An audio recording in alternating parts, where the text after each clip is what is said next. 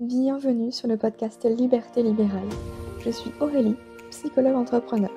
Pendant longtemps, j'ai fait ce qu'on attendait de moi, jusqu'au jour où je me suis autorisée à sortir du cadre et à m'épanouir pleinement. Avec ce podcast, j'aimerais vous aider à créer une activité qui vous ressemble. Alors ensemble, incarnons les thérapeutes de demain. Bienvenue dans l'épisode numéro 54 du podcast Liberté libérale.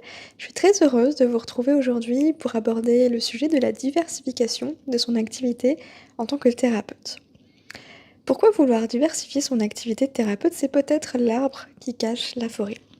C'est ce dont on va parler aujourd'hui et ça va peut-être vous surprendre parce que pendant longtemps, j'ai été la première à dire qu'il fallait diversifier son activité. Et pour être honnête, il y a une partie de moi qui le pense toujours. Ne pas mettre ses œufs dans le même panier, c'est assurer sa sécurité. Parce que si un jour il y a une activité qui ne fonctionne plus, ou moins bien, ou qui s'arrête, ou que sais-je, eh ben on se retrouve pas sans rien. Hein, beaucoup l'ont vécu pendant la période du Covid. On n'a clairement pas envie de se retrouver comme ces restaurateurs qui ont dû mettre la clé sous la porte à cause de circonstances extérieures sur lesquelles ils n'avaient aucun contrôle. Je pense que c'est la pire chose qui puisse arriver à quelqu'un et diversifier son activité, ça permet aussi de se préparer, d'être, en sécurité d'une certaine manière.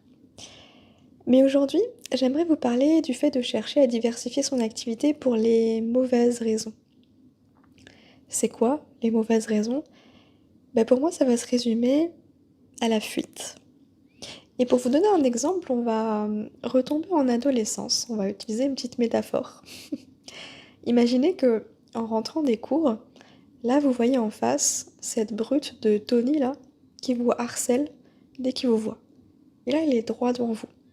Vous n'avez pas d'autre choix que de passer devant lui, si vous voulez rentrer chez vous, parce que c'est le chemin, que tout le monde prend et c'est le chemin pour votre maison, quoi. Donc vous avez 2 options. Continuer sur ce chemin et prendre le risque du coup de vous faire maltraiter, insulter et cetera. Ou alors faire un sacré détour pour rentrer chez vous. Quand je dis un sacré détour, c'est de vous rajouter une demi-heure, 1 heure de route, avec un chemin qui est pas du tout praticable. Bref, l'enfer quoi. Si vous choisissez l'option numéro 2, il y a de fortes chances qu'en rentrant à la maison, quand vos parents vous demandent tiens, mais t'as mis du temps pour rentrer aujourd'hui, qu'est-ce qui s'est passé?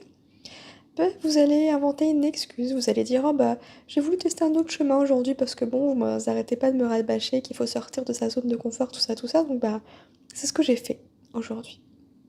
Bref, on est très fort, hein, pour trouver des excuses. Et c'est justement là où je veux en venir. Et si votre envie de diversifier votre activité était en fait une excuse?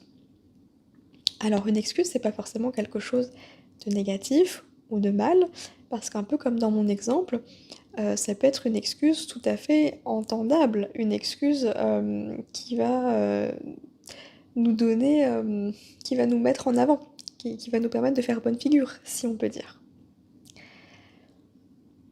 Alors vous pouvez, vous persuader que de mettre en place, par exemple, des ateliers de relaxation, des groupes de parole, c'est une manière de vous faire davantage connaître, ou bien qu'intervenir 1 fois par semaine en crèche, de faire des expertises judiciaires, de donner, des conférences ou des petits ateliers en entreprise et cetera.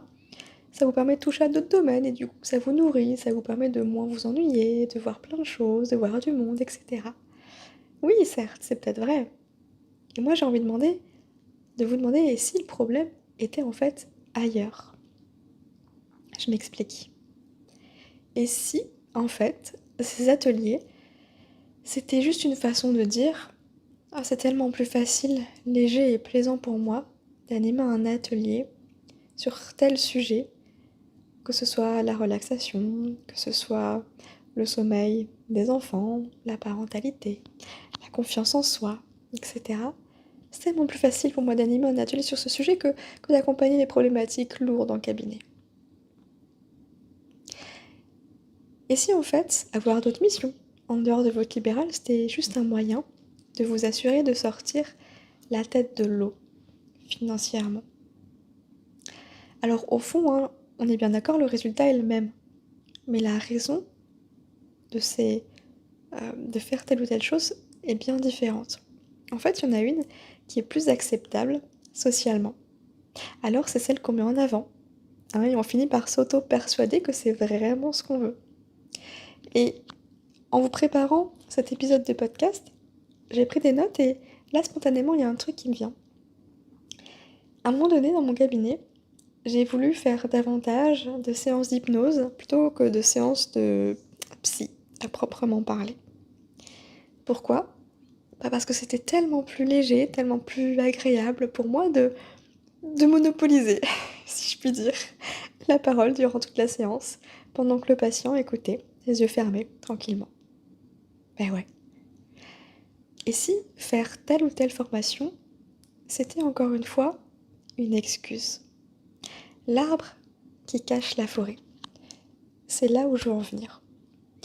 Si vous suivez les coulisses de mon activité dans la newsletter que j'envoie une fois par mois, notamment avec mon chiffre d'affaires, les projets, les échecs, etc., vous avez vu que depuis toutes ces années où je partage tout ça, ça doit faire bien 4 ans maintenant, j'avais toujours plusieurs sources de revenus, plusieurs activités combinées, entre le salariat à l'époque, le cabinet, les programmes en ligne, la prestation de services, etc., etc.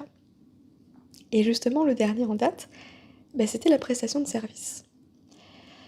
Et pour vous partager un peu mon parcours là-dessus, au début, j'étais super contente. Ça me plaisait à 100%. J'adorais les missions que j'avais sur cette prestation de service qui mêlait vraiment plusieurs choses. C'était divers et varié, ça me nourrissait, c'était hyper intéressant, plus la nouveauté, tout ça, tout ça. Et ça me permettait aussi d'être, mine de rien, dans mon expertise et dans la vision que j'avais. En tout cas, je pouvais apporter ma pierre à l'édifice, entre guillemets.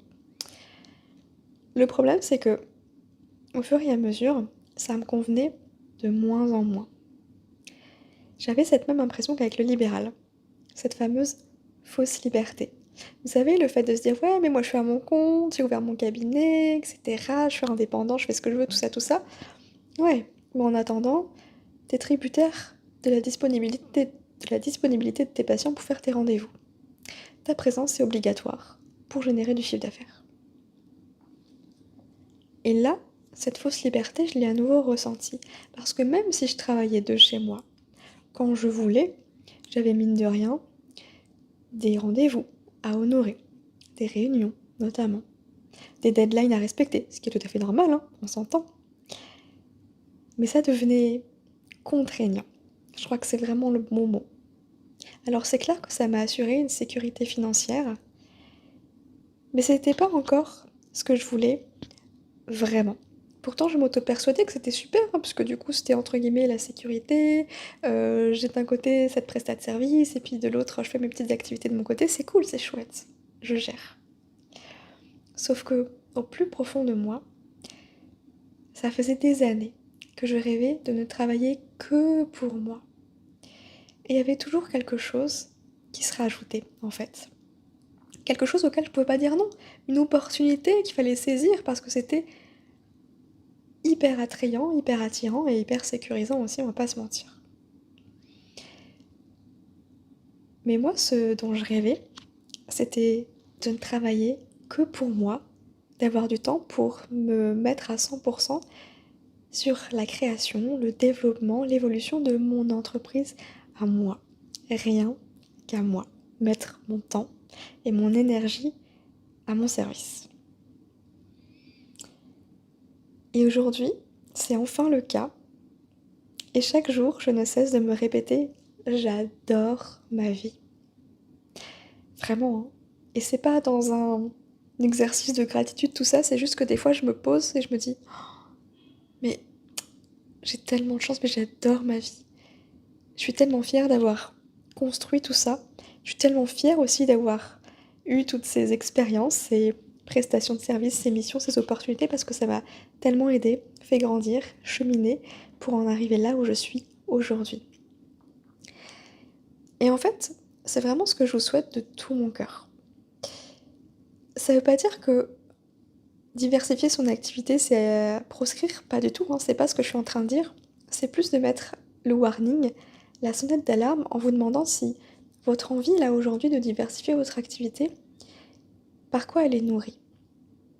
Est-ce que c'est vraiment que vous avez envie de faire autre chose pour les bonnes raisons? Ou est-ce que c'est juste pour vous planquer derrière le fait que les consultations individuelles, ça vous plaît moins? Peut-être voire même plus du tout et que vous avez besoin de rééquilibrer, d'ajuster la balance, de compenser par autre chose. Donc demandez-vous si le fait de vouloir diversifier votre activité n'est pas l'arbre qui cache la forêt.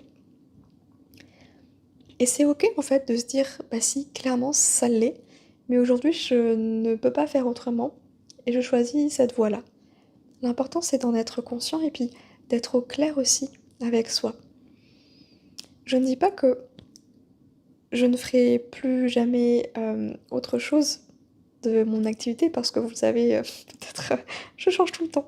J'ai toujours plein d'idées, je suis toujours happée par plein de projets, bref, je m'emballe très vite et et je suis sûre qu'il y a des choses qui vont se passer encore en 2024. La seule chose que je veux garder en tête et peut-être que ça pourra vous aider aussi pour vous, c'est de choisir là où je veux mettre mon temps et mon énergie. Faut que ça serve ma vision à long terme. Et pour ne rien vous cacher, il y a peut-être une opportunité qui se profile pour moi, qui me fera mentir sur cet épisode de podcast, qui fera que je ne serai plus à 100 sur mon activité. Néanmoins, si ça se fait, ça va servir ma vision à long terme et ça fait sens pour moi de dire oui. Et je vous en parlerai plus tard si effectivement ça aboutit, mais c'était la petite parenthèse. Donc vraiment, diversifier son activité, c'est, je pense, une excellente chose, à condition de le faire pour les bonnes raisons. Vous voyez un peu ce que je veux dire? En tout cas, j'espère que ça vous aidera. Si cette idée de basculer du libéral au digital, ça trotte un peu dans votre tête, je vous rappelle que j'ai créé une feuille de route pour vous aider à créer votre premier programme en ligne. Un process en 10 étapes qui vous permet concrètement de voir, OK, comment je dois faire, par quoi je dois passer pour que ce soit plus clair, plus concret, plus palpable, si jamais l'idée mûrit dans votre esprit. Elle est à télécharger gratuitement dans la description, avec une petite série de 4 emails qui vous permet de dégommer les croyances limitantes, hem, les mythes qu'il pourrait y avoir autour des thérapeutes là qui créent des programmes en ligne. Bref, tout ce par quoi on peut passer, toutes ces résistances qu'on peut avoir et qui nous empêchent d'au fond écouter cette petite voix qui nous dit: «Purée, mais j'aimerais tellement en fait bosser de chez moi avec mon thé tranquille». Mais oui, je vous le dis, c'est possible. Aujourd'hui, j'enregistre cet épisode de podcast sur mon canapé, sous mon plaid, une bouillotte à mes pieds, mon petit café à côté de moi. Il est 17h19 et j'adore ma vie. Je terminerai sur ces paroles. Moi, je vous souhaite une très belle journée, prenez soin de vous et je vous dis à la semaine prochaine.